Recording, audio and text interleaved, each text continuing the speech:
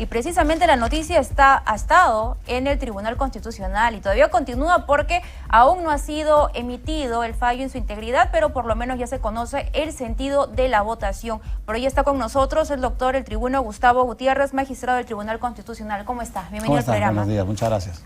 Bien, a ver, ustedes el día de ayer se pudo conocer, le han dado de alguna forma la razón al Congreso de la República con respecto a las demandas competenciales que presentaron por estos fallos emitidos por el Poder Judicial. Hay tres temas en específico, ¿no?, que tiene que ver con la elección del Defensor del Pueblo, la conformación del Consejo Directivo de la SUNEDU y también del amparo presentado por el titular del Jurado Nacional de Elecciones, el señor Jorge Luis Salas Arenas. ¿Cuál es su, digamos, el resumen que pueden hacer con respecto al sentido de los votos?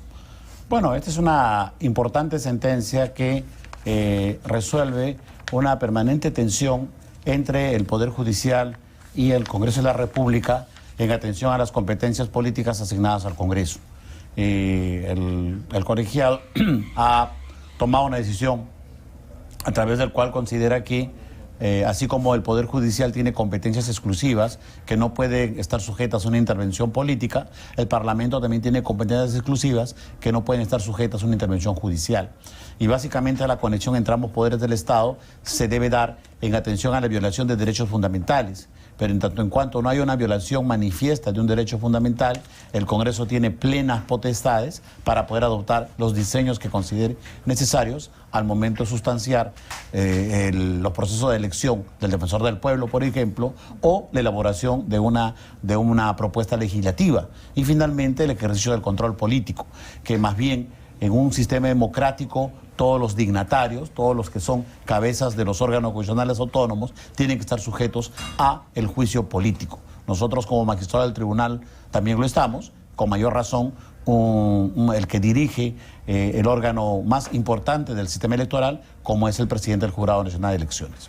Claro, y a propósito de lo último que usted menciona, efectivamente, ellos, el Jurado Nacional de Elecciones, la cabeza del RENIER y de la OMPE no están incluidos en el artículo 99 de la Constitución. Y algunos señalan de que esta es una forma de amedrentar a estos titulares y también rompe el equilibrio de poderes. Más aún en el contexto, usted recordará que hubo un grupo de personas que señalaban de que hubo fraude electoral, pese a que hubo una comisión en el propio Congreso de la República que no pudo demostrar ello y tampoco en el Ministerio Público. Entonces, ¿se está violentando el equilibrio de poderes? Bueno, eso es totalmente falso, ¿no? En principio, la parte que el fallo emite y establece que tanto el presidente del jurado como el jefe de OMPE y el jefe de RENIEC deben estar incorporados en el artículo 99 de la Constitución, es en principio una exhortación para que haya una reforma a la Constitución. Pero esta exhortación para que haya una reforma a la Constitución no es de ahora propiamente, es del año 2006. El año 2006 el Tribunal Constitucional, para información de quienes hablan sin tener la documentación o el análisis correcto del caso, el propio Tribunal Constitucional con otro colegiado exhortó a que el Congreso reformara la Constitución para que incorporara a estos dignatarios dentro del artículo 99. Porque le vuelvo a reiterar, no puede haber un alto dignatario que no esté sujeto a un control político. Bajo esa lógica, nosotros como magistrados también tendríamos que decir que no podríamos ser investigados por el Congreso, a quien controlamos, o los jueces de la Corte Suprema, ¿no?, o el propio Defensor del Pueblo. Claro, todos estamos controlados. Exacto, las voces que hablaban precisamente del tema del equilibrio de poderes se referían precisamente a lo que ha estado ocurriendo, y usted no será ajeno, digamos, a lo que ha venido sucediendo cuando teníamos grupos que incluso habían viajado hasta la OEA para decir que hubo fraude electoral. Entonces, si es que las elecciones o los resultados no son como le gusta a un sector de congresistas en este caso, pueden, digamos, abrir una investigación. El control político demanda 87 votos y nosotros tampoco estamos señalando que en un control político el presidente del jurado, que se admite su sujeción a un control político porque es un juez supremo, él sigue siendo juez supremo y los jueces supremos sí taxativamente están sujetos a control político. No estamos diciendo tampoco que el señor presidente del Poder de Jurado puede interponer un amparo. Claro que puede interponer un amparo. ¿En qué casos? Cuando considere que hay violación de algún derecho en el procedimiento.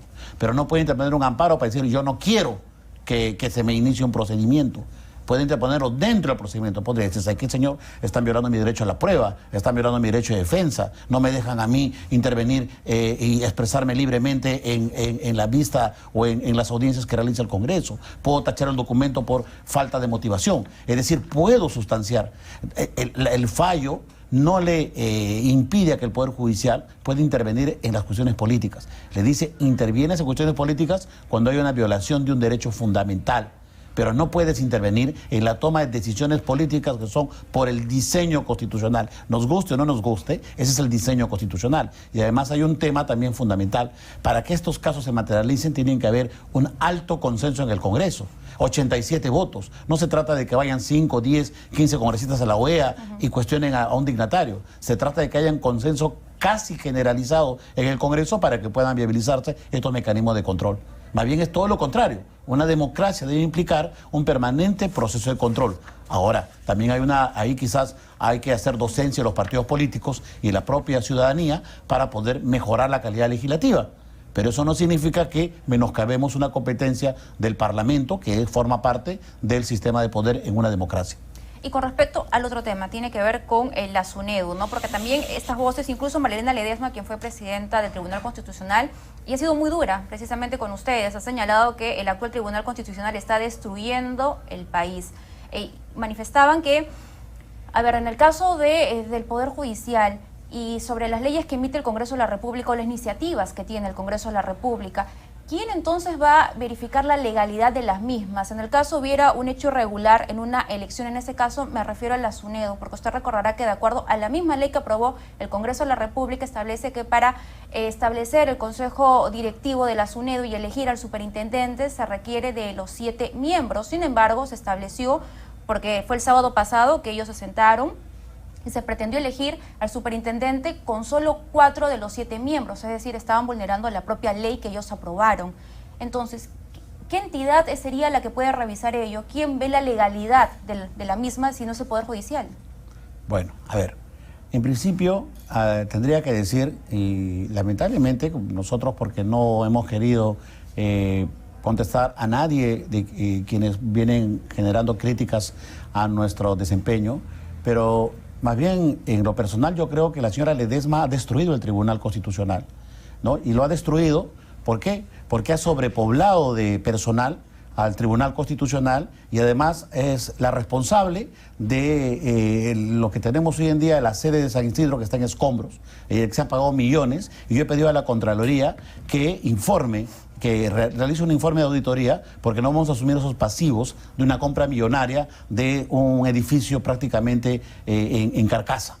Pero además de ello, durante la gestión de esta señora, se frenaron una serie de procesos de amparo y algunos estuvieron guardados bajo la mesa, como por ejemplo el caso de el muro de la vergüenza en La Molina, que estuvo encarpetado por más de 5 años y no quisieron verlo.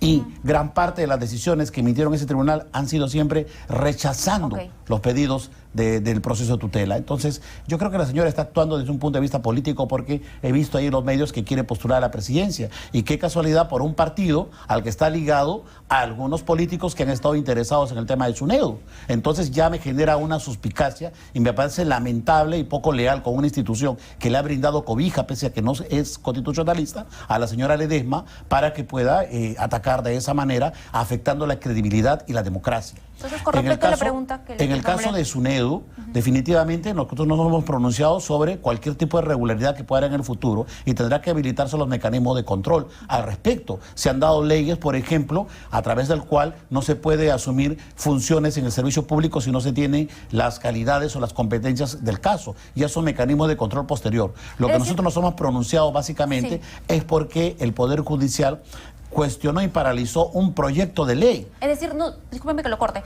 quiere decir entonces de que esto no invalida que en un futuro el Poder Judicial o una persona que quiera demandar sobre un evento de irregularidad dentro de la elección del superintendente son, digamos, la resolución de ustedes. Materia. No hay derecho fundamental, pero puede haber ahí una irregularidad al procedimiento y habrá que haber una demanda contenciosa administrativa. Cuando, por ejemplo, en un club no se cumple el estatuto, el reglamento, hay mecanismos de control.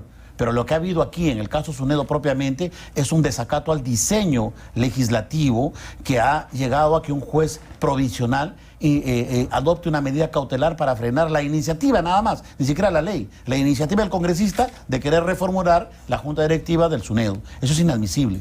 Y eso no podemos tolerar en una democracia que realmente también quiere todo lo contrario, que todos acatamos el imperio de la ley. Claro, porque la premisa era precisamente con respecto al tema de la SUNEDO y esta medida que se estableció en el Poder Judicial, era de que se estaba vulnerando el derecho de los estudiantes a tener educación de calidad. E incluso además la sociedad civil ya ha recabado firmas al respecto. Pero eso no es un derecho, pues un derecho tiene que ser un interés subjetivo que se plasme en algo concreto. Eso es, en todo caso estamos cuestionando el diseño. Eso es tan etéreo, ¿no? Porque también pueden haber especialistas que digan lo contrario. Y sobre la demanda que va a presentar esta sociedad civil con la recolección de firmas y que la va a presentar ante el Tribunal Constitucional. Bueno, nos pronunciaremos al respecto, pero ya esto ha marcado una jurisprudencia que tienen que acatar los poderes públicos. El hecho de que el Tribunal Constitucional se pronuncie es porque ha resuelto un caso y todos los poderes públicos tienen que acatarlo. Ese es el modelo democrático. No, pero claro, quiero precisar ello, es decir, la sociedad civil, los ciudadanos, el estudiante que se siente afectado, recolectan firmas, entiendo que son más de 9.000 las firmas que se han recolectado, ellos pueden presentar ante el tribunal porque son las personas afectadas. Sí, por supuesto, pero puede haber diferentes niveles. También pueden presentar otros ciudadanos que consideren más bien que están de acuerdo con la iniciativa legislativa. También pueden tener a lo mejor la misma cantidad de firmas. No hay acá un derecho concreto. Por un derecho tiene que haber una afectación. A usted le impiden el tránsito. A usted le impiden inscribirse en un colegio. Pero yo no puedo cuestionar un diseño que técnicamente, y lo hemos dicho en su momento, cuando hemos resuelto el caso, por ejemplo, las composiciones del Consejo Directivo son variables en todas partes del mundo.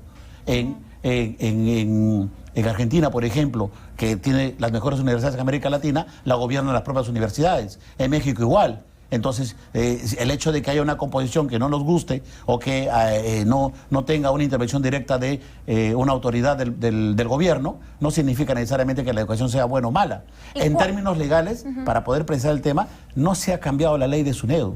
Lo único que se ha cambiado es la forma de la composición de la Junta. Pero licenciamiento, la calidad, la acreditación, la mejora de los docentes, todo eso sigue en pie. La reforma continúa.